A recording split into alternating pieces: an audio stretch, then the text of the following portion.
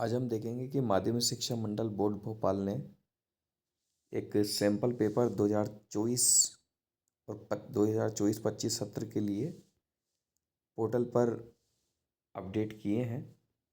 तो हम कोशिश करेंगे कि उन पेपरों को हम देखें।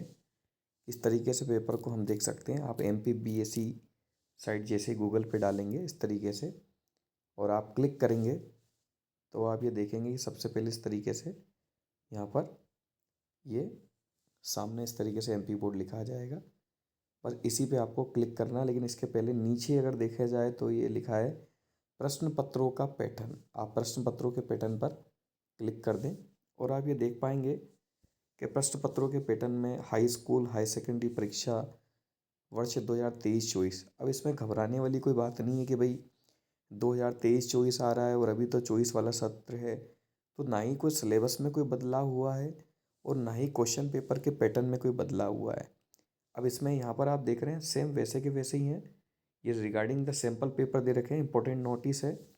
12th में आप हिंदी का पेपर यहाँ से डाउनलोड कर सकते हैं, 12th के इंग्लिश का पेपर डाउनलोड कर सकते हैं, 12th में आप संस्कृत का पेपर डाउनलोड कर सकते हैं, फिजिक्स का पेपर भी है, केमिस्ट्री का पेपर है, मैथ्स का है, बायोलॉजी का है, 12th में हिस्ट्री है, ज्योग्राफी है, पॉलिटिकल साइंस है, बिजनेस स्टडीज़ है, बुक कीपिंग अकाउंटेंसी है, सोशोलॉजी है, साइंस है, संस्कृत। ये 10th के विषय भी यहाँ पर आप देख रहे हैं कि 10th के सब्जेक्ट्स भी आ गए।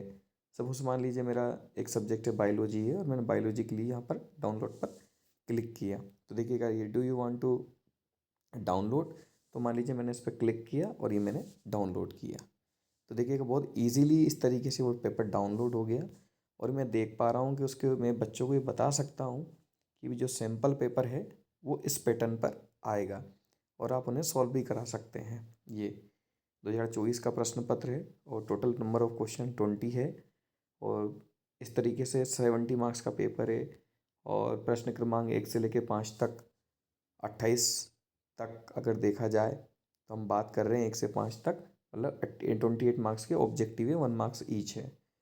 6 से 12 तक 2 नंबर के क्वेश्चन है, 13 से 16 3 नंबर के क्वेश्चन है, 17 से 20 4 नंबर के क्वेश्चन हैं और यहाँ पे अगर देखा जाए प्रश्न क्रमांक 6 से 20 तक अगर देखा जाए तो इसमें इंटरनल ऑप्शन दे रखी है।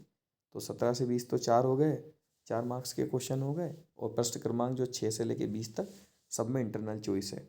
इस तरीके से आप बच्चों को पेपर बता सकते हैं भाई कि आप अलग अलग सब्जेक्ट के उनको पेपर डाउनलोड करवा कर, ताकि उनके पास एक पैटर्न हो जाए, एक आइडिया लग जाए कि क्वेश्चन किस तरीके से फॉर्म होते हैं बोर्ड में और एक प्रैक्टिस उनकी हैबिट में आ जाए।